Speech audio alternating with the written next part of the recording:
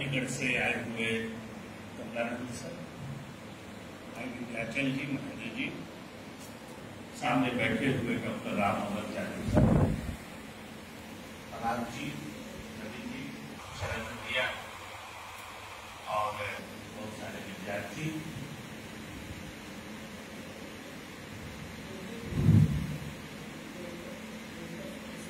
Doctor Devendra sir,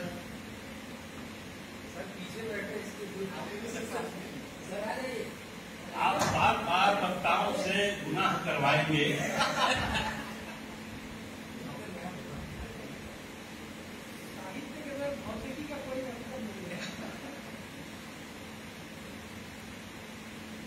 भक्ति का लोकवृत्त और रविदास की कविताएं किताब आने के बाद हम लोग अब ये कह सकते हैं कि श्री प्रकाश शुक्ल एक तरह के आलोचक हैं।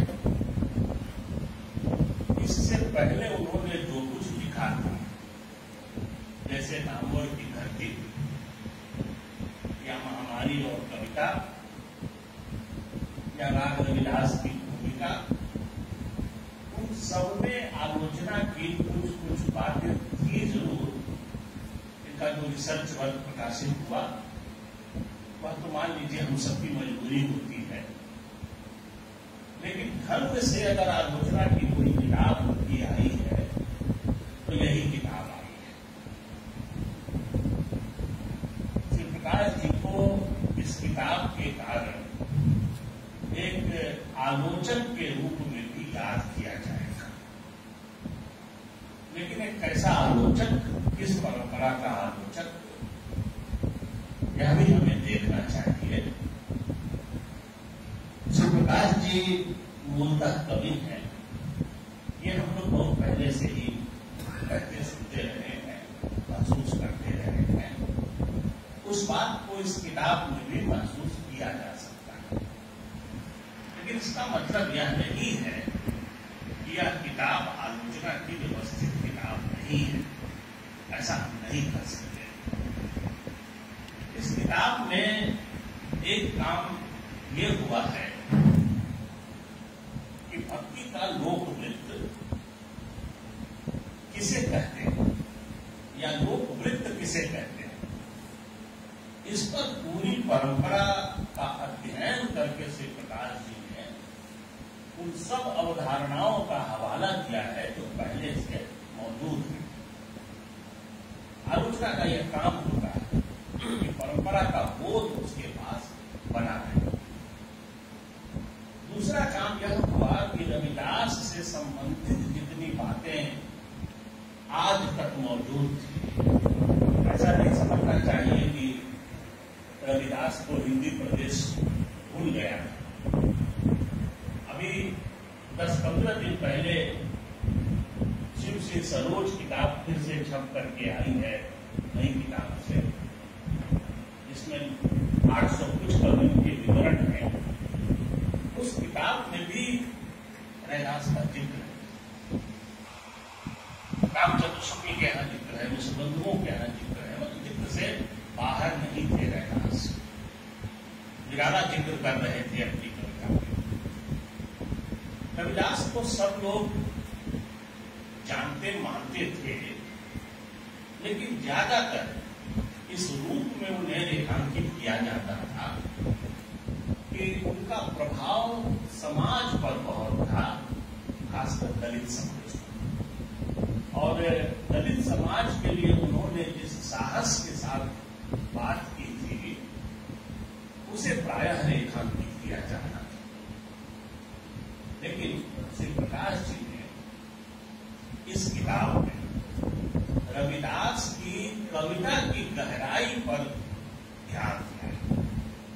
यह काम इसके पहले की किसी भी किताब में आपको इतने विस्तार के साथ नहीं मिलेगा। रविदास की कविताएं संकलित की गई, सुखदेव सिंह ने संकलित की थी उनकी कविताएं। डॉक्टर धर्मवीर चाहते थे लेकिन कर नहीं पाए थे। सदानंद शाही सर ने मेरे राम का रंग मजीद है नाम से एक किताब उन्होंने जरूर बनाई है, जिसमें उन्होंने कुछ कविताएं रविदास पर अपने ढंग से रखी हैं। यह रविदास के प्रति आकर्षण के कारण ये संभव हो सकता था, इस तरह की किताबें आती और सब काम हुआ था।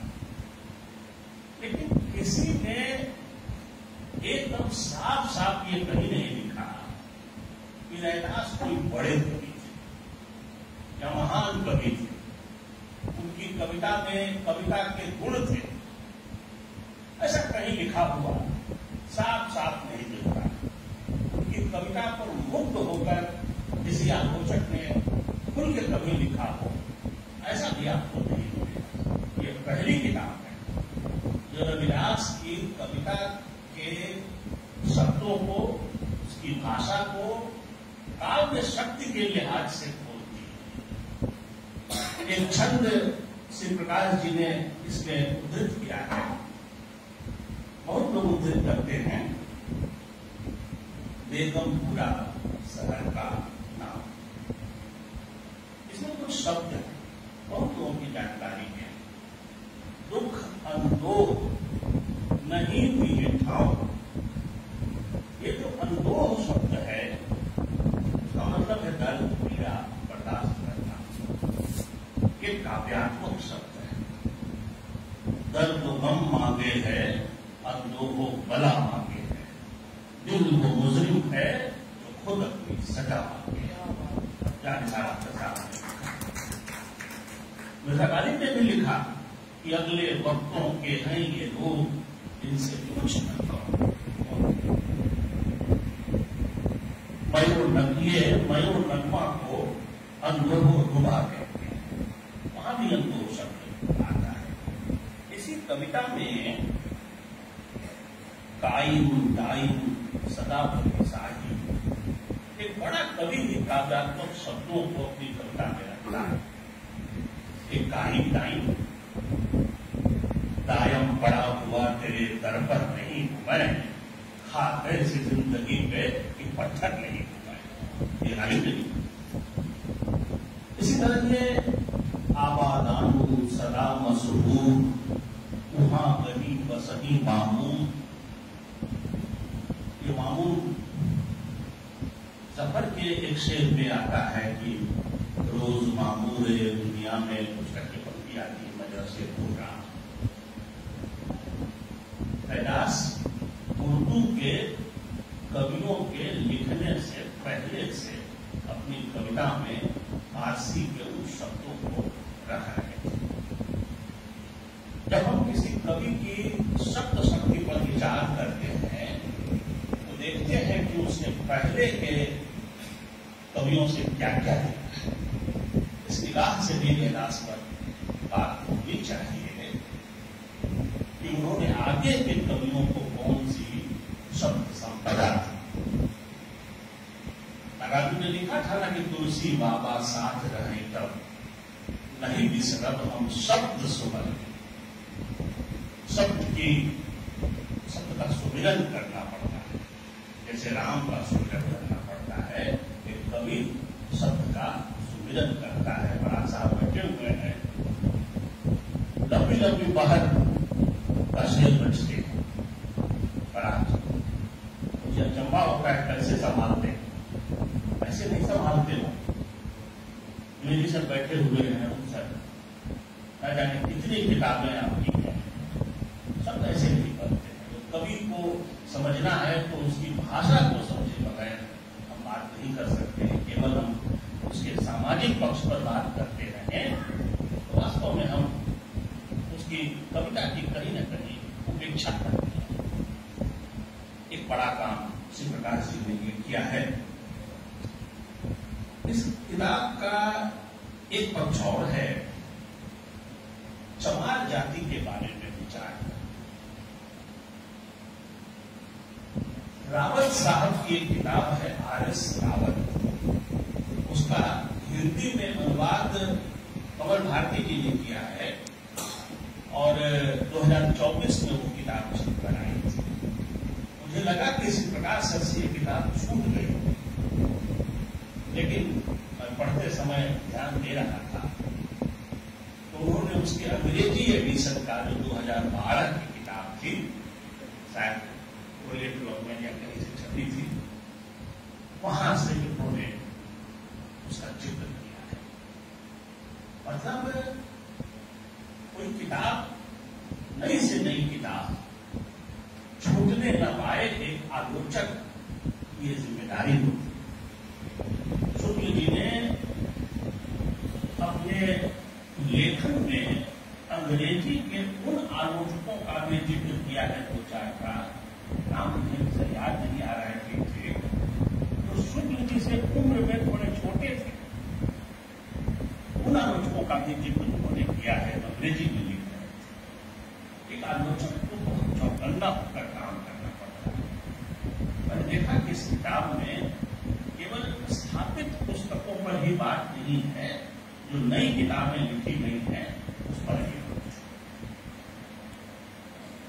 भक्ति के लोक नृत्य पर बात करते हुए प्रकाश जी ने हिंदी में जो भक्ति के लोक नृत्य को लेकर सबसे ज्यादा चर्चित हुए वे गुरुवर पुरुषोत्तम अग्रवाल हैं। कबीर की कविता और उनका समय अगर कहानी 2009 में, और उसी समय से हिंदी आलोचना में इस शब्द का प्रयोग बढ़ गया पब्लिक स्पीयर के लिए लोक नृत्य। प्रकाश जी ने पुरुषोत्तम अग्रवाल जी से बहुत प्रभाव ग्रहण किया है। जो दोष गुरुवर की किताब में है, भाषा का दोष, मतलब ऐसी भाषा जिसकी तरफ इशारा कर रहे थे कि कहीं कहीं लगे कि यह आलोचना की भाषा नहीं है, ये अग्रवाल जी की किताब में भी मौजूद है। लेकिन अग्रवाल जी की किताब वैचारिक रूप से, बौद्धिक रूप से मजबूत किताब है।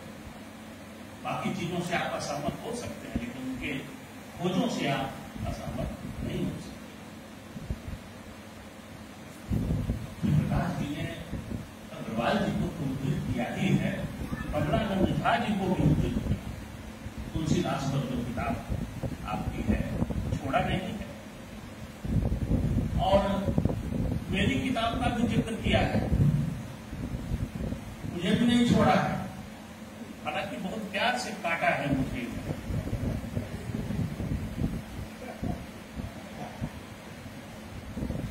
तो आलोचना तो वही अच्छी मानी जाती है जहां कुछ काट पीट हो, और कोई लेखक किसी बात से खुश होता है कि गाली देके ही सही नाम तो लिया हमारा। श्री प्रकाश जी ने हिंदी आलोचना में कुछ अवधारणाएं जो चल रही थी उन्हें आगे बढ़ाने का थोड़ा काम किया। जैसे भक्ति का लोक नृत्य कहां से शुरू होता है और हिंदी समाज के निम्नतम स्तर तक जा सकता है। लोक नृत्य का मतलब वो शिक्षित जनता नहीं है, जहां से शुक्ल जी शुरू करते थे। शुक्ल जी की का जो पहला संस्करण है इतिहास का, उसमें वो शिक्षित जनता की बात करते हैं, शिक्षित जनता की चित्तवृत्ति। अब आप वो शिक्षित शब्द हटाते हैं, जनता रखते हैं। श्री प्रकाश जी उसको बढ़ाते बढ़ाते अशिक्षित समाज तक ले जाते, और आपने कर्म लिखा है कि निरक्षर समाज तक, निरक्षर समाज तक को वो नए युग के हिसाब से निर्मित करना चाहते हैं। तो लोक नृत्य का विकास देखिए कहां से कहां तक पहुंचा। जब मेरी किताब जाति के प्रश्न पर कबीर आई थी 2014 में, तो मैंने बहुत तलाशा था कि हिंदी आलोचना में कोई किताब ऐसी लिखी गई है क्या जहां जाति की अवधारणा को आधार बनाकर हिंदी आलोचना लिखी गई। मुझे कोई किताब नहीं, और जाति के प्रश्न ये जो पदबंध है ये भी मुझे नहीं मिला। मेरी किताब मेरी जानकारी में शायद पहली किताब थी जिसमें जाति के प्रश्न टर्म का प्रयोग किया गया और कहीं कोई समर्थन उसे नहीं मिला था। उसके लेख संपादक लोग छापना नहीं चाहते थे। उनको अटपटा लगता था कि वर्ग पर तो ठीक है बात, वर्ण पर तो बात ठीक है, वर्णाश्रम भी खराब चीज है, लेकिन हम सीधे सीधे जाति शब्द पर बात नहीं करें। हम दलित दिवस पर बात करेंगे, वहां भी जाति की है, लेकिन हम सीधे सीधे जाति पर बात नहीं करेंगे। बचते थे। श्री प्रकाश जी ने इसमें एक चैप्टर ही बनाया है, जाति के प्रश्न और रविदास। मुझे लगता है कि हिंदी आलोचना में कई नए टर्म थे, जैसे लोकवृत्त था, जाति के प्रश्न शब्द था। प्रकाश जी ने बहुत महीने से पकड़ा है इन चीजों और उसे आगे बढ़ाया है। जाति के प्रश्न पर आपने असहमति व्यक्त की है पूरी तरह से और ये कहा है कि कबीर जाति व्यवस्था से बाहर से लड़ रहे थे और रविदास भीतर से लड़ रहे थे, क्योंकि वह जाति व्यवस्था जितना रविदास को दबाए हुए थी उस तरह से कबीर को दबाए हुए नहीं थी। बात आगे बढ़ी, सहमत होना इस में है, बात आगे बढ़नी चाहिए। इस किताब में एक कमी मुझे यह लगी कि सबका जिक्र है, लेकिन जैसे पुरुषोत्तम अग्रवाल ने डॉक्टर धर्मवीर का जिक्र नहीं किया है, श्री प्रकाश शुक्ल ने भी नहीं किया। डॉक्टर धर्मवीर की किताब ही है महान आजीवन कबीर रैदास और कली उसका जिक्र नहीं हो सकता है। प्रकाश जी को उसमें कोई काम की बात न लगी हो, लेकिन ये हमें मानना चाहिए कि जब हम दलित विमर्श से कुछ लेते हैं, खासकर भक्ति काल के संदर्भ में, तो अमर भारती का योगदान है और उनसे भी बड़ा क्रांतिकारी योगदान है। उन्होंने एक समय में वक्त को रोक दिया था, आलोचना के समय को रोक दिया था। इस बात को मानने में कहीं इनकार हमें नहीं करना चाहिए। गलत हो सकता है, बहुत सारी धारणाएं गलत निकलती हैं, वे भी गलत निकल सकते हैं, लेकिन मुझे लगता है कि चित्र होना चाहिए। जैसे तुलसीदास कबीर का जिक्र नहीं करते, लेकिन दिमाग में कबीर बसे। पुरुषोत्तम अग्रवाल धर्मवीर का जिक्र नहीं करते, लेकिन पूरी किताब का बड़ा हिस्सा धर्मवीर के खिलाफ रहा है। पुरुषोत्तम अग्रवाल का हिस्सा, लेकिन नाम नहीं लेते। मुझे लगता है इस प्रकार की परहेज करने के लिहाज से ऐसा नहीं करना चाहिए। प्रकाश जी ने किसी दूसरे कारण से छोड़ा होगा, बताएंगे वो, हो सकता है कोई कारण न गई हो। कुल मिलाकर के यह किताब श्री प्रकाश जी के आलोचक व्यक्तित्व को खड़ा करने का काम करती है। अंतिम बात कि कोई किताब कई तरह से प्रभावशाली हो सकती है, अपने विषय की अच्छी जानकारी देते हुए प्रभावशाली हो सकती है। कभी कभी लेखक का अपना तादात्म्य कितना है उस विषय के प्रति और उसे वो कितना रूपायित कर पाया है भाषा में, इससे भी किताब प्रभावशाली बनती है। जैसे हम लोग कुटेज पढ़ते हैं और भजन प्रसाद द्विवेदी के अपने संघर्ष को उसके साथ साथ महसूस करते हैं, तो कुटेज का अलग एक अर्थ समझ में आता है। अगर द्विवेदी जी के जीवन को निकाल दीजिए उसके अर्थ से, केवल कुटेज के बारे में पढ़िए, उसका प्रभाव घटेगा। ऐसे ही नामोद जी जो कहते हैं अखड़ और पकड़ वाली बात कबीर के बारे में, द्विवेदी जी के अपने संघर्ष को भी साथ साथ को याद करते हैं। जितना मैं श्री प्रकाश जी को जान पाया हूं और श्री प्रकाश जी ने जितना कुछ लिखा है, मैंने लगभग सब पढ़ा है और उनसे पिछले 10 वर्ष का जुड़ाव है। उनके अच्छे बुरे पक्ष को जानता हूं, उनकी सीमाओं को जानता हूं, उनकी खूबियों बच्चों को जानता हूं। रविदास के पड़ोस में घर बनाया, जी ने कहा कि घर जब बना दिया तेरे घर पर कहे बगैर। पता नहीं रविदास जी से इन्होंने अनुमति दी थी कि नहीं ली थी। लोग बाबा काल भैरव से अनुमति लेके बनारस में रहते हैं, एक ब्राह्मण एक दलित से अनुमति लेके यहाँ रह रहा है। ये बहुत पवित्र सभा है जहां रैदास पर विचार करने के लिए मंच पे 4 ब्राह्मण ये हमारा बदला हुआ समाज है, ये लोग वृद्ध है और सब शपथ के साथ बैठे हैं कि झूठ नहीं बोलेंगे। जो बात सच है, समाज में अगर है कोई गड़बड़ी तो हम ढकेंगे नहीं, छिपाएंगे नहीं, हम उस पर बात करेंगे। ये हिम्मत नहीं होगी जिसमें वैसे कार्यक्रम में नहीं आ पाएगा, निकल जाएगा वहां से और चाहे भाई अपनी अगली परीक्षा करा। लेकिन ये बदला हुआ हमारा लोक नृत्य है। प्रकाश जी उस लोक नृत्य तक अपने लेखन को भी पहुंचा रहे हैं और कार्यक्रम को भी पहुंचा रहे हैं। ये एक सफलता होती है। उन्होंने रविदास के कुछ पक्षों को रखा है हमारे सामने, जो पहले नहीं था, कि बृहत्तर समाज में अपनी नागरिक भूमिका को तय कर बहुत दूर तक, पंजाब तक, बल्कि पंजाब वालों ने रविदास की बहुत रक्षा की, दूर तक उनका नागरिक समाज बनता है।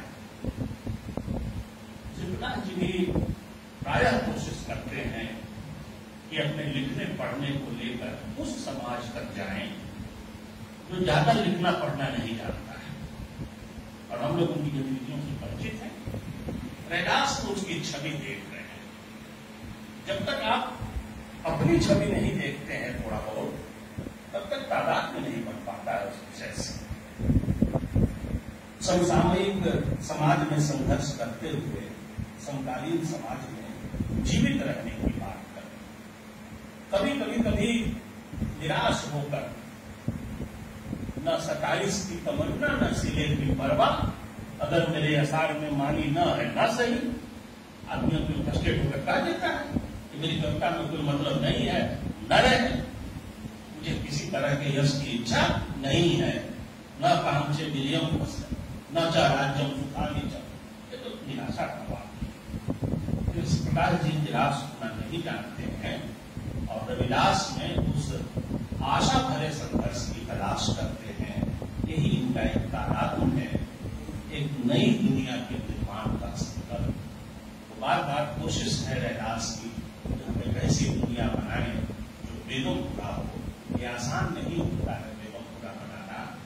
शिवपाल जी ने ठीक पकड़ा है कि कबीर अमर विश्वा बनाते हैं, पूरी तरह से लगता है जैसे कि वहां कोई बहुत सामाजिक संघर्ष उस तरह का सीधे सीधे नहीं दिख रहा है। लेकिन उससे तुलना अगर हम करें रविदास की, तो रविदास के प्रेमों खुदा में जो शब्द वो रखते हैं वो ज्यादा सच्ची शब्द रखते हैं और जीवन की व्यवहारिक शब्द रखते हैं। कभी भी रखते हैं लेकिन उनकी तुलना